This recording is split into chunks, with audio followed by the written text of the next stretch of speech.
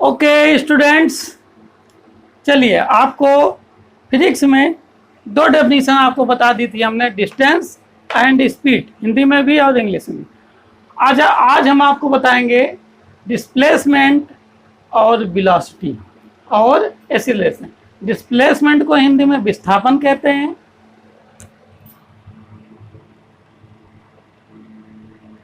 Velocity को वेग कहते हैं और एक्सीलरेशन को त्वरण कहते हैं। ठीक है, okay.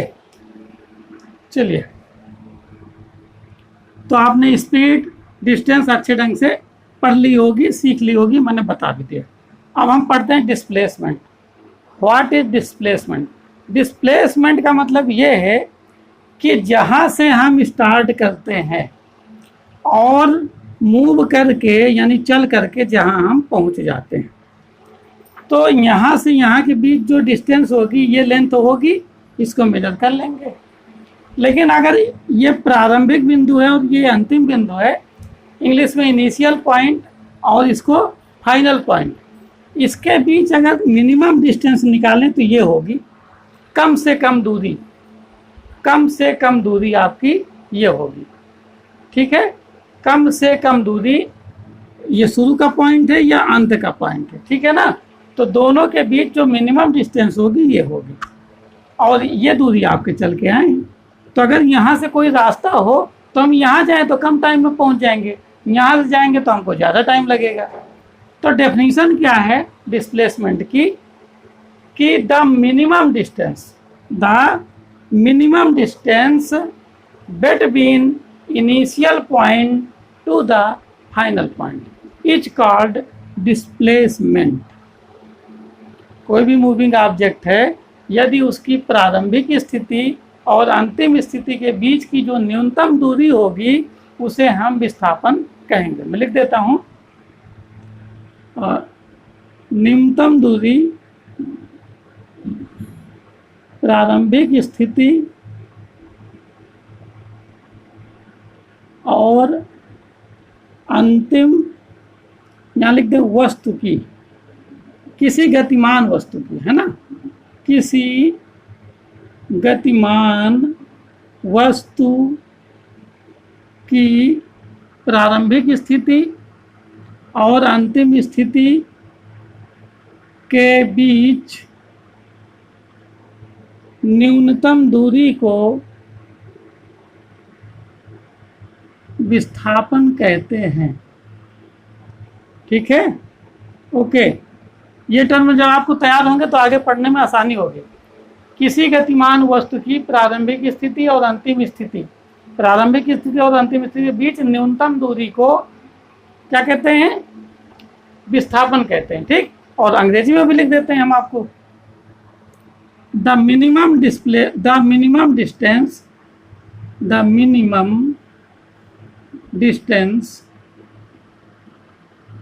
Of moving object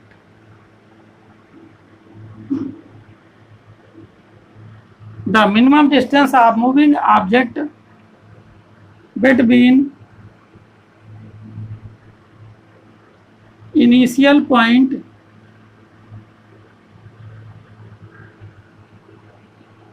and final point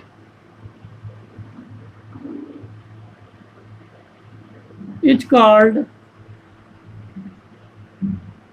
displacement। ये हो गया स्टूडेंट, है ना। The minimum distance of moving object, है ना, between initial point and final point is called displacement. ठीक है, तो ये आपका हिंदी में भी हो गया और इंग्लिश। और डिस्प्लेसमेंट भी एक प्रकार की क्या है, मिनिमम डिस्टेंस है, तो इसकी भी यूनिट क्या हो जाएगी, मीटर। विस्थापन की भी विस्थापन का भी जो मात्रक होगा वो क्या होगा, मीटर। चलिए, ये हो गया आपका डिस्प्लेसमेंट। अब आपको हम बताते हैं वेलोसिटी। What is velocity? आपको हम बताएंगे वेलोसिटी यानी वेग। वेग क्या होता है? तो वेग जिस प्रकार speed depend on the distance, ठीक उसी प्रकार velocity is depend on the displacement. यहाँ पर स्पीड थी, distance per unit time is called speed. यहाँ पर क्या है, displacement per unit time is called velocity. Same है, अगर आपको ये आ गया थोड़ा दिमाग लगाइए, आपको ये आ जाएगा। क्या लिखेंगे, displacement per unit time, displacement per unit time is called velocity. ठीक है, अच्छे ढंग से समझिएगा, कोई प्रॉब्लम नहीं। अगर हिंदी में लिखेंगे तो एकांक समय में तय किया गया विस्थापन वेग कहलाता है। ये हो गया। ओके स्टूडेंट, अब यहाँ पर हम सूत्र यानी फार्मूला बताएंगे। तो जो वेलोसिटी का फार्मूला होता है v बराबर डिस्प्लेसमेंट अपॉन टाइम। ठीक है, उसी प्रकार है जिस प्रकार आपका स्पीड था। ओके, अब यहाँ पर जो यूनिट होगा वेग का यानी वेलोसिटी का, डिस्प्लेसमेंट भी डिस्टेंस है और उसका मात्रक होता है यानी यूनिट होती है मीटर, और टाइम का होता है सेकेंड। यानी जो वेलोसिटी यूनिट ऑफ वेलोसिटी